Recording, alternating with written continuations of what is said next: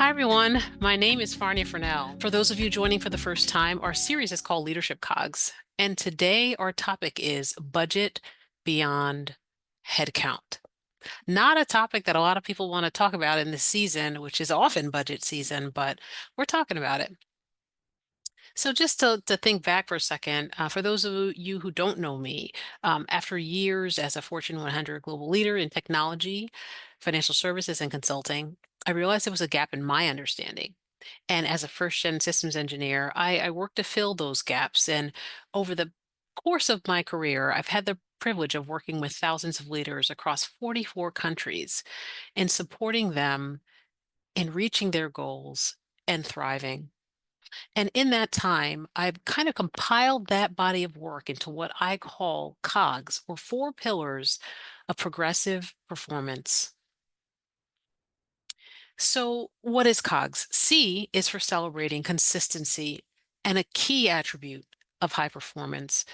High performers tend to be very consistent with what they do and how they do it and how they approach things. O is for taking ownership of not only your being, but also your actions. G is for growing out of the glue. So we all get stuck, right? That's the reality of attempting to do anything. But G is for growing beyond that glue. And S is for the stamina to stretch into whatever is next for you in spite of that discomfort. So I'll pause here and just share with you a little bit of a, an insight that I had recently. I had the privilege of having a conversation with Fenton Reese, and many of you may not know Fenton. Fenton's actually a former COO and an ex-Marine. He is a current leader at Bloomberg and the founder of what is called the Veterans Coaching Project. And in our conversation, what was originally scheduled as a 30-minute conversation, we ended up talking for nearly 2 hours. and and in that time, I had a lot of takeaways. And I thought, wow, I will absolutely bring some of these insights into this session with you. Why? Because Fenton was able to do something that isn't completely unheard of, specifically in the nonprofit space, which is using resources resourcefully. But the way that he approached this, the way that he runs his organization, is largely built on volunteer labor. So he's got partnerships with names like Microsoft, NYU, Rutgers, Korn Ferry, and a host of other brand name entities that are supporting the structure of the Veterans Coaching Project.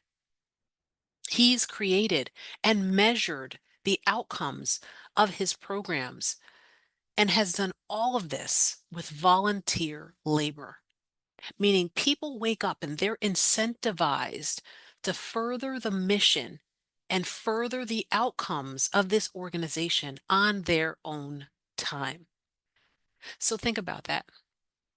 These are results that are on par. There's a dashboard on their site with multi-million dollar programs. These are results that are built with intentions. These are results that he achieves with alignment and the right partnerships. And these results serve as proof that you can get big things done without big budgets if you decide to invest in the right places. So I ask you, what can we learn from that in our own budgeting, right? Very rarely do many of the organizations that might have access to bidder spaces, very rarely will you be in a circumstance where you're relying solely on volunteer labor. A lot of time when budgets are built only around headcount, here's what usually shows up. The turnover stays high, even though you've filled the seats. People are disengaged or burned out despite having the right number of staff. You keep spending money on retraining or rehiring, right? Culture might feel transactional, like everyone is just another line item. These are symptoms of a budgeting approach that focuses on bodies in seats instead of fuel for long-term success. If you're in a business, running a business, chances are you're not doing the sprint, you're doing the marathon, you're in it for the long haul. And if you are, how about you budget that way too? I wonder, drop this in the chat, if you've ever struggled with a shrinking budget or if you ever had to trim your headcount, even now. Today, we're going to be talking about that S. The S is the stretch that some leaders may feel when they're challenged with using less resources or less money and hoping that it goes further. So we're going to talk about blind spots first. The hidden costs that oftentimes don't quite make it into your budget spreadsheet, your fancy Excel or Google Sheet. The first blind spot tends to be around turnover. Turnover costs, nobody notices that. Or perhaps it's not captured in your budget. But replacing an employee actually costs 1.5 to 2 times their salary. And in specialty fields like medicine, like technology, looking at archaic technologies that some people are just not trained on in modern days, replacing those resources is extremely costly. But oftentimes in a budget, you may not see a line item for turnover prevention. So we're not talking about turnover, oh, padding the new salary. We're talking about turnover prevention. Another blind spot, training. Training is often seen as an expense and not an investment.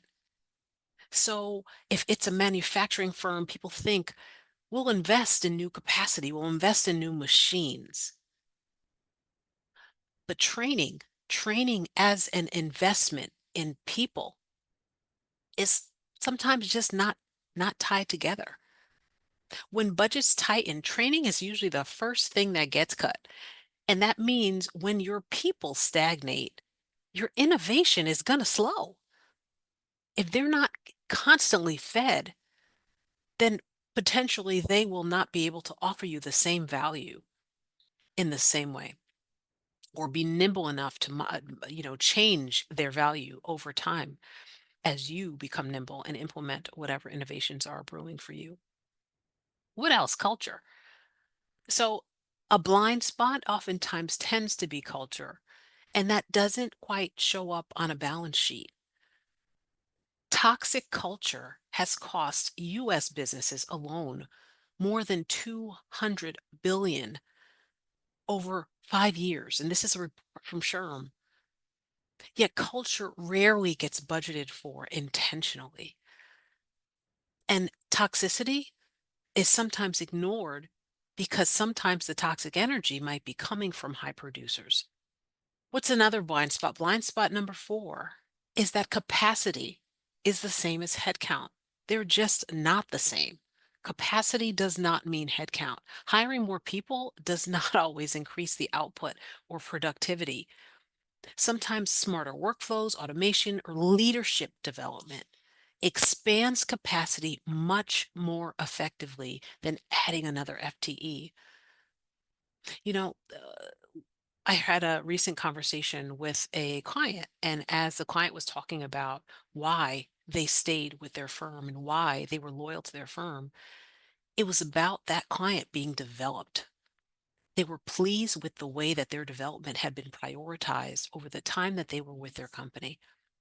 And that spoke very loud, right? Like simply by developing that individual, that expanded their capacity, giving them runway to grow, giving that person runway, expanded their capacity and actually shifted how they were able to balance what their priorities were. When you miss some of these blind spots, you end up paying for them anyway. And you feel that with the turnover, you feel that with the disengagement, you feel that with rework or lack of work or potentially hiring external consultants to do the work that was not done, or you may feel that with missed opportunities. And sometimes, and this is the kicker, sometimes the missed opportunities, you don't know that you've missed them until it's well too late. So what can you do? Well, there's a couple levers you can pull, and there's a lot more than this, but in our time together, we're just going to talk about a few. How do we shift? Talk about four levers. We talked about four common blind spots. We'll talk about these four levers. So the first is, how do we reduce turnover? Well, there's the concept of stay interviews. So what this sounds like is having conversations with people while they're still there. And it doesn't sound like rocket science because it isn't. There was another client we were recently working with, a new senior leader who was working to establish credibility with the executive ranks. And as that leader was managing up, that leader didn't notice that she was ignoring members of her team. Now, this is the team she came in to the organization. So this was the team that she came in and inherited. And over time, as they became increasingly disillusioned, like they're just like, come on, like, do you even know that we're here? She could have changed a lot and earned a lot of loyalty simply by getting to know them. So I tell that story for this reason. Stay interviews may not be formal interviews where you're saying, oh, this is a stay interview. It could simply be having a conversation and getting to know who are you working with on more than a superficial level, like that person is this title. Who is that person beyond the title? This doesn't imply that you need to be best friends with everyone, but showing interest in and setting that tone as part of can save replacement and ramp up costs. Why? Just because you invested in the time right now. Next up, we're talking capability, building capability. So this looks like hard skills or power skills or whatever you might call them. Some people call it emotional intelligence, but building this out to build capability. When your people are able to diffuse challenges a lot more swiftly, when your people don't close their doors because they're avoiding having a conversation, those behaviors, they might feel like micro instances in the moment, like such and such doesn't talk to this person, or this person, don't get into an argument with them, you'll never win. When when we start to adopt these micro behaviors, what will happen is it erodes capability. It erodes the ability to learn from it. It erodes the muscle building that happens by being able to address issues in the moment. It erodes the opportunity to cross train and even fill gaps. So those investment, building capability, and I always recommend the soft skills or emotional intelligence, because quite a bit can be addressed simply through having better conversations. Number three, we're talking about expanding organizational capacity. So in here, I'm not going to run down the rabbit hole of talking about technologies. That's not why we have leadership COGS, because we're not talking about the hard skill, changing process, changing operations. That's not the conversation we're going to have. But consider for yourself, if you're here, I know your world isn't just soft skill. It's about what can we actually do. So consider, with AI and other modern technologies, how else are you expanding organizational capacity? And I realize I inverted this, and my strength and culture is on my slide and I didn't talk to that. So strengthening culture, how do we strengthen culture? Recognition program, and they can be formal or informal recognition programs, saying thank you. Like, thank you as a leadership skill. That's why we have the C in COGS, which is celebrate. Celebrate the large things and the small things, the large and the small, because it's by recognizing and celebrating the small that we have the energy and willingness to try the larger. So I'll bring it back to having that conversation with Fenton. And as I listen to him talk about his people and hear the students that he's recruited to work with VCP, it was amazing. to hear how fondly he talked about them. When I heard him talk about how he engaged large universities in this mission of supporting veterans so that they could reintegrate more seamlessly into society and assume and re-identify who they really wanted to be and their new mission and his success in doing so. Everything that I heard led me to believe that he recognized their talents. One of the themes that he shared over and over again was, you know what? I see amazing people and I just ask them if they want to help. And usually because of the work that we're doing and the numbers that we're able to demonstrate, the output, the quantifiable output, people want to get on board. And what I do is I just give them the runway. They can do as much or as little as they'd like to.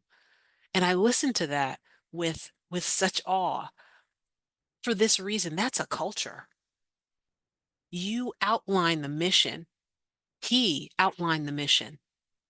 And by outlining the mission so clearly, demonstrating his own passion, he ignited a culture in others.